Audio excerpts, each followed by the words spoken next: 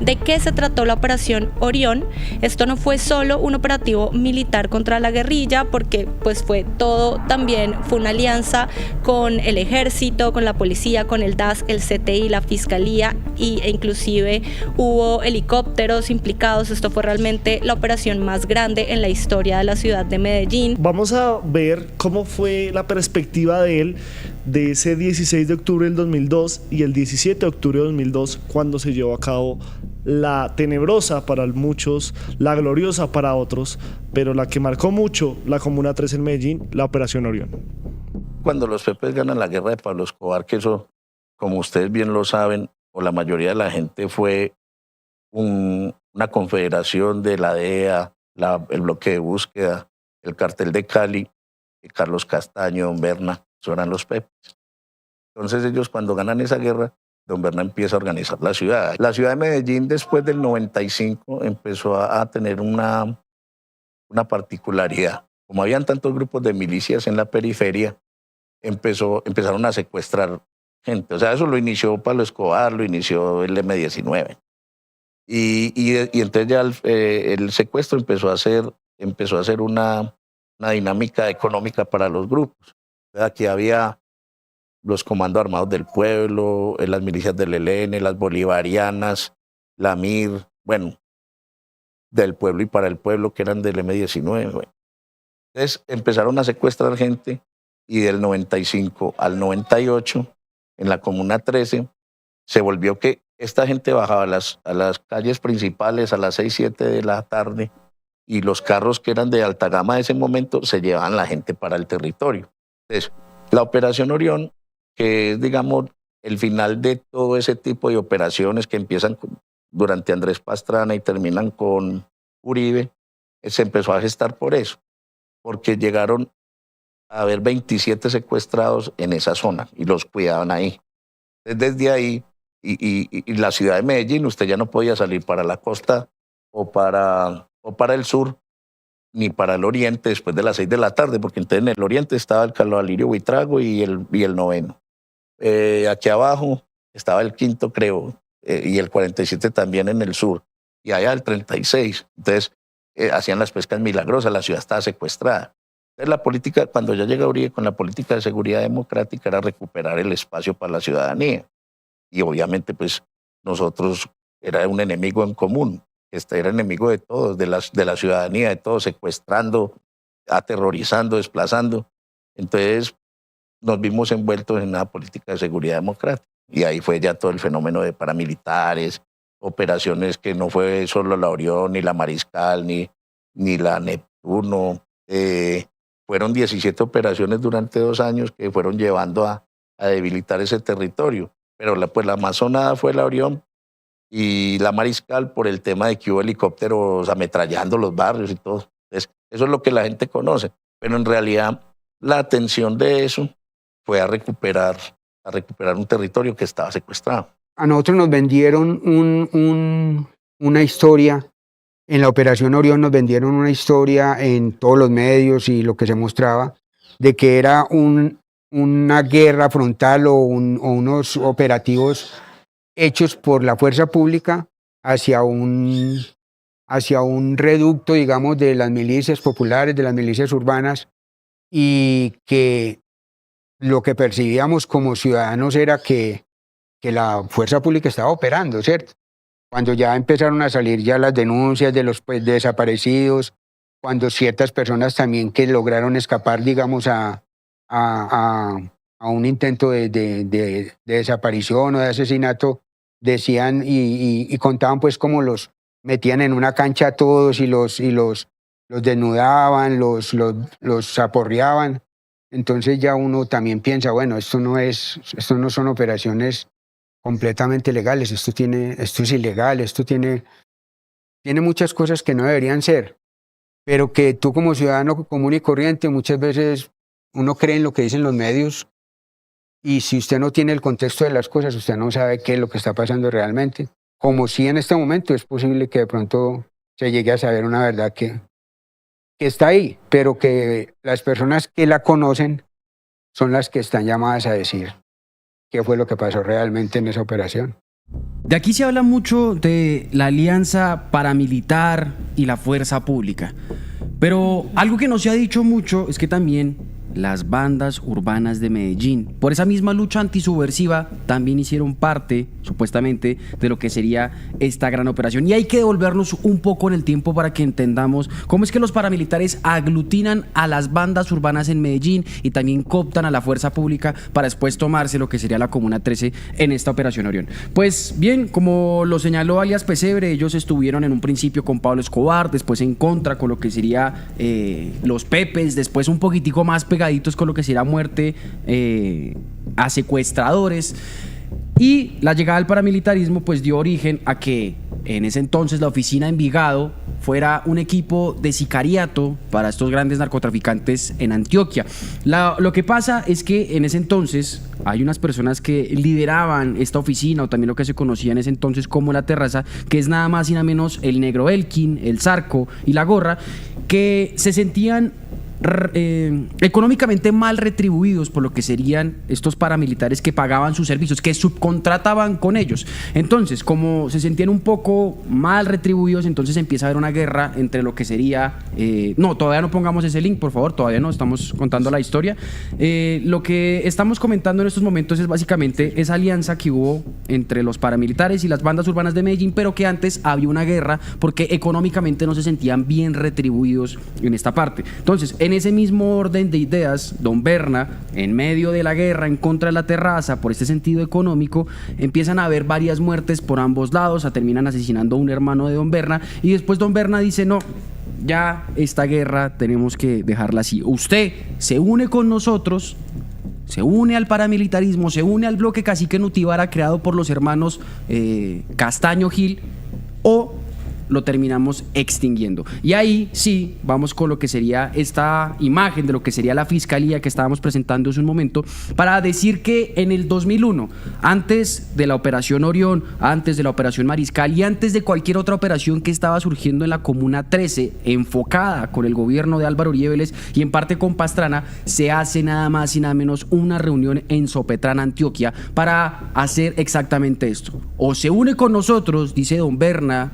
jefe del Cacique Nutibara, paramilitar, a las bandas urbanas, se une con nosotros o los terminamos extinguiendo. Y ahí es donde nace lo que sería una pequeña parte de este hermoso contexto y triste de lo que sería la criminalidad en Colombia, porque es la unión de diferentes bandas, de diferentes ideas, de diferentes razones, como hoy día las llaman, para tener un único objetivo: tomarse absolutamente todo lo que sería Medellín. Y ahora sí, empezamos con lo que sería el tema de la Operación Orión. Laura, ¿qué más tenemos información de eso? Así es, Pepe, pues ya lo que acabamos de escuchar fue bastante grave, esas declaraciones también de Pesebre, de alias Vallejo. Bueno, alias Vallejo no nos habló mucho del tema, pero Pesebre sí que nos dio más detalles que revelan lo atroz que fue esta Operación Orión. Ahí estamos viendo un par de imágenes también en pantalla, y ya para enfocarnos de lleno en lo que fue esta operación tan atroz, para que sepan que esto no es una simple opinión, esto fue un hecho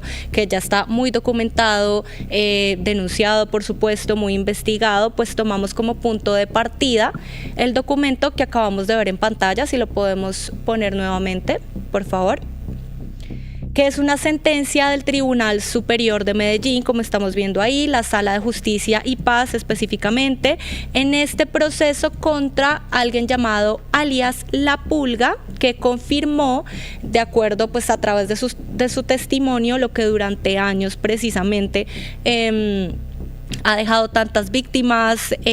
Habló de periodistas implicados, habló de defensores de derechos humanos, y cuáles fueron las conclusiones. Acá estamos viendo en pantalla de qué se trató la Operación Orión. Esto no fue solo un operativo militar contra la guerrilla, porque pues fue una alianza con el ejército, con la policía, con el DAS, el CTI, la fiscalía, e inclusive hubo helicópteros implicados. Esto fue realmente la operación más grande en la historia de la ciudad de Medellín. Hubo encapuchados señalando personas. Más adelante vamos a ver también algo que nos muestra este documento, que es una foto que pasó a la historia, que tomó el fotoperiodista colombiano Jesús Abad Colorado en medio de esta operación Orión. Y pues según alias Don Berna, también lo que estamos viendo a través de esta sentencia del Tribunal Superior de Medellín, es que el bloque cacique Nutibara precisamente entregó listas, participó en este operativo con estos hombres encapuchados, incluso como les decía, que identificaban a supuestos guerrilleros, y pues muchos de estos fueron capturados y demás. Y pues también hay algo muy importante de lo cual tenemos que hablar y que también deja muy claro esta sentencia, y es por supuesto la responsabilidad de Álvaro Uribe Vélez en toda esta operación. Si podemos poner el documento nuevamente.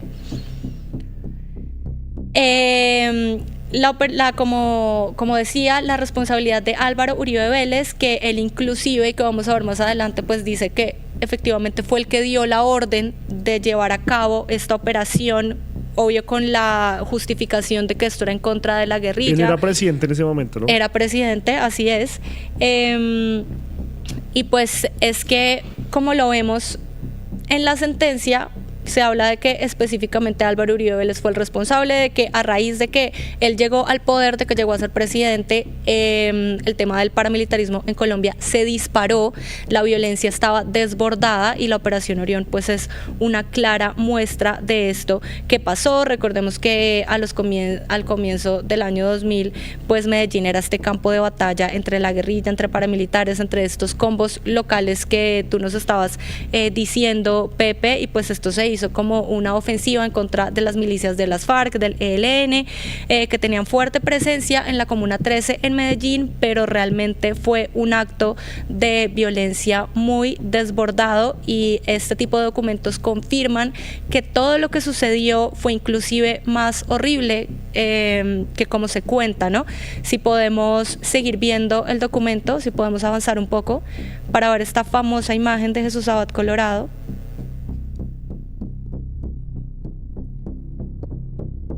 Bueno, pues sí, esto confirma toda la información que les estaba diciendo, la responsabilidad de Álvaro Uribe Vélez. Estábamos viendo también en pantalla imágenes de Don Berna, esta alianza con paramilitares, con el ejército, con organismos de seguridad del Estado. Ahí estamos viendo la foto en pantalla. ¿Cómo es que se llama ese man? Pues Abad Colorado. No, el paraco. Marlon Andrés Castañeda, alias El Gomelo, es una persona que militó los Comandos Armados del Pueblo, que era una de estas organizaciones subversivas que se encontraba en la Comuna 13, y que después de estar con esta ideología guerrillera pasa a ser un informante de los paramilitares, y es ese señor quien, retratado por Jesús Abad Colorado, el fotoreportero, pues señala a las diferentes casas, a los diferentes hogares, donde es que la fuerza pública tiene que entrar para o capturar, secuestrar y o desaparecer, porque era también otra de las prácticas muy recurrentes que pasaban aquí, y no tanto el aspecto de desaparecer por desaparecer, sino que era un acuerdo explícito de los paramilitares, esta gente unida con lo que sería las milicias urbanas, bueno, las milicias urbanas no, las pandillas urbanas, para no aumentar lo que sería el número de los muertos exactamente en esta misma operación. Otro punto importante que yo quisiera señalar aquí es que es la participación de la ciudadanía.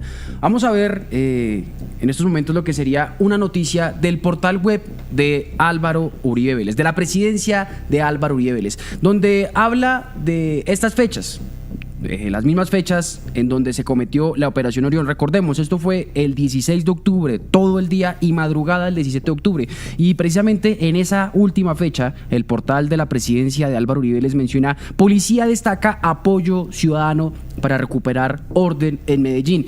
¿Y qué apoyo ciudadano con este contexto que estamos realizando se podría entender? Pues nada más y nada menos exactamente las bandas urbanas en Medellín, lo que se conocería hoy día como la Oficina Envigado, y por ejemplo estos informantes que hacían parte de las estructuras guerrilleras de los Comandos Armados del Pueblo, del ELN y de las FARC, en este megaentramado para acabar con la Comuna 13, con sus integrantes de la Comuna 13 más que todo, muchachos.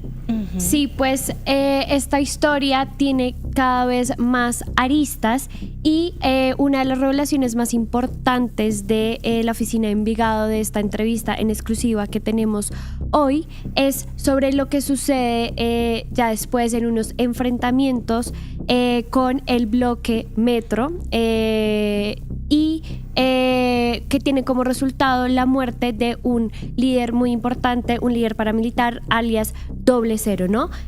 Vallejo, alias Vallejo, uno de los ex líderes y vocero actual de la oficina de Envigado, nos habla de esta parte de la historia, de una disputa muy importante que llevó a que se reconfiguraran los poderes en Medellín, en el Valle de Aburrá, y de cómo, digamos, que las AUC fueron perdiendo el control y dominio y fueron perdiendo poder en esta zona. Escuchamos lo que dijo Vallejo.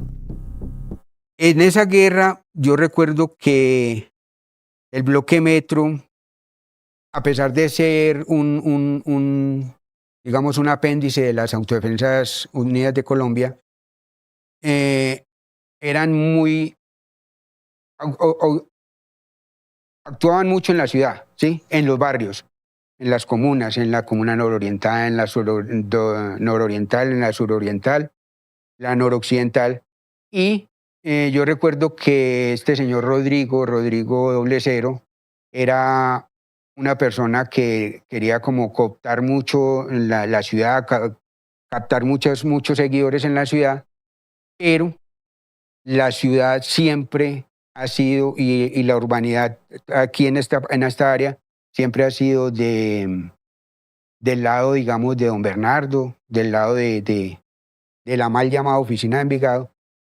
Entonces, cuando surgen unos problemas entre ellos por culpa de no sé qué fue lo que pasó, algo que pasó con la terraza, entonces hay una confrontación donde ya se dan la orden de que los adeptos a este bloque Metro, una orden de exterminio, llamémoslo así, o una orden de que tienen que desalojar el territorio, y es donde se inicia ya esa confrontación que duró muy poquito, pues, porque en realidad eso fue muy poquito el tiempo, pero fue muy cruenta la guerra, impactó muchas vidas y cobró bastantes vidas. Yo no participé pues directamente en eso, pero lo que supimos y lo que uno sabía en el tema era ese, que el bloque Metro terminó por extinguirse, terminaron por copar todos sus territorios y ya terminó con la muerte de Rodrigo, alias 00.